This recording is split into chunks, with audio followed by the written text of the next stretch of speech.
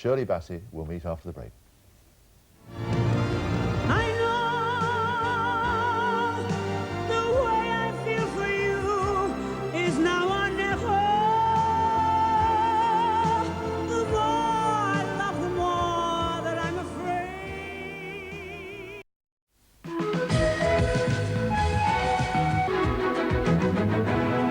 She looks great, doesn't doesn't she? With some guests, you can dispense with all introductions. Who are you? I don't know anyone. This is too early. I always wanted to say that. Shirley Bassey, it really is good to see you. Thank you. And can you reveal a sordid secret about your past? You know this rogue sitting next to you, Jimmy Greaves. Yes, we do. Oh, yeah, we do. We go back a long way, yes. Football, in our football days. In our football days, Shirley used to get the ball over. So Shirley used to get the ball and I used to head them in, you know. No, but we've actually been on a number of shows over many years now. One's got to be, I'm not going to say how long, but no, for Shirley's sake. But 10 years. For my sake, yeah. 10 years. Thank Thank you. you. Yeah. Now, Shirley, it's good to see you because you're the kind of figure who flits onto our screens or onto our theatre stages and then disappears. Yes. We feel you're British, but we're all very... I'm Welsh. Well, no, OK, Welsh first, British second, if you Yes. like. We claim everybody, don't we? Yes, you do. But we don't know what you really do. Where do you live, first of all? I'm a bit of a nomad. I live everywhere. I've lived in Switzerland, in Spain, and now I live in France. Well, Monte Carlo, actually. Monte Carlo. Yes. But do you have homes in Britain or...? No, You no, don't? no. I've been out of Britain for about 20-odd years now. What do you yourself feel? If somebody said to you, what nationality are you and what nationality do you feel, are they the same answers? I say Welsh, Welsh. yes. And when you actually go back to Wales, which you obviously do sometimes, do you feel that, this is odd, I feel I'm coming home? Yes, I do. The moment I sort of go over the border, I go into Welsh. My accent becomes very Welsh indeed, to goodness, you know, I mean, because my family's there. Yeah. And what is there about Welshness? Is there a Welshness that you take with you, and what is that? The voice, I suppose. Oh, I mean, absolutely. you know, sort of the Welsh have this thing about singing, and they, outside of Wales, they believe everybody can sing, you know, which they can. It's amazing because when I sing at home and I ask the audience to join in, it's like they rehearsed. I mean, it is absolutely incredible. You hear the harmony going on in the audience, and it is just spectacular. Why is it everybody can sing in Wales then? It's the water, I think. It's in the water, We is have it? much softer water, yes. It is amazing though, isn't it? It is. It's I incredible. mean, the first time I heard the anthem at Cardiff Arms Park, I've been in sports stadiums all over the world, I couldn't believe it. I'd never heard singing like it from a big crowd. I mean, you get goosebumps. It's unbelievable, isn't it? Yes. There's nothing like And sometimes, you know, I have to stop singing just to listen to it, because I mean I get so carried away, you know, the lump in my throat to hear. But was there music in your background? I mean, despite the fact you're Welsh, was there music in your background? None at all. You know, I'm the youngest of 7 children, and nobody sang. I asked my mother, anybody on her side? No. Anybody on my father's side, who was from Nigeria, and unless he was some kind of rain doctor, you know, so he was singing to make rain. No, there was nobody at all. But you discovered, reading about you fairly early on, it was pretty obvious that you heard a tune once, and you actually memorised the whole tune almost immediately. Well, yes, I had to, because I don't read a note of music. So I still don't read it? I still don't read music, not a note. And so I have this incredible ear, like my smell and my taste. I mean, my senses are, you know, sort of go haywire.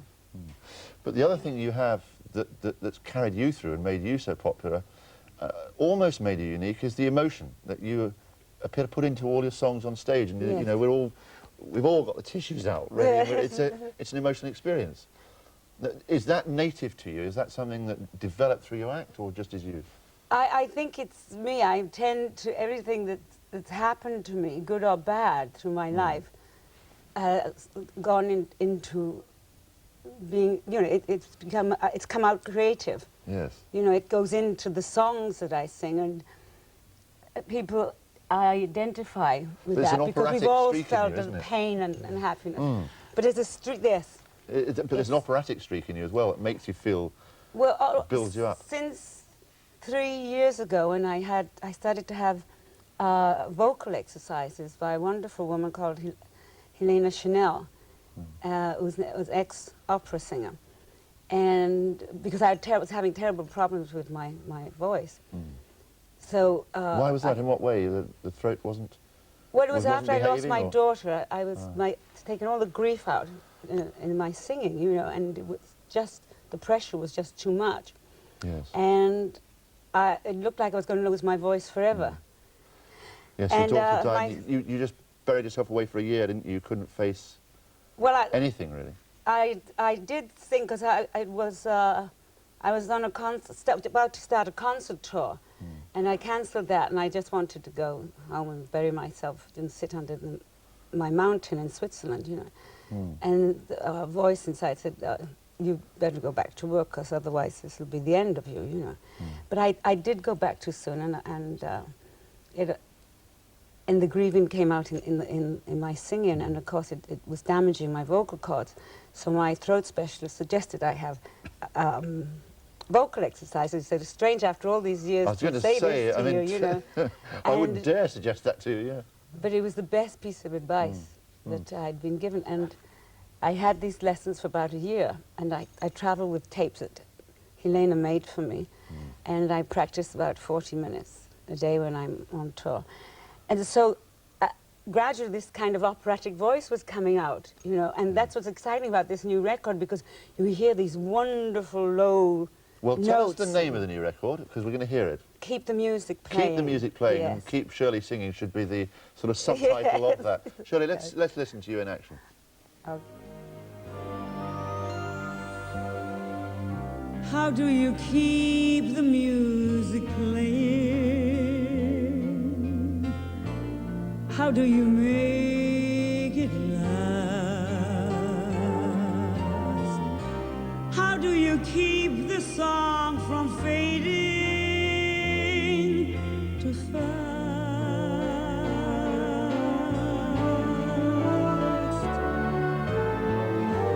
How do you lose yourself to someone and never lose your way? How do you not run out of new things to say?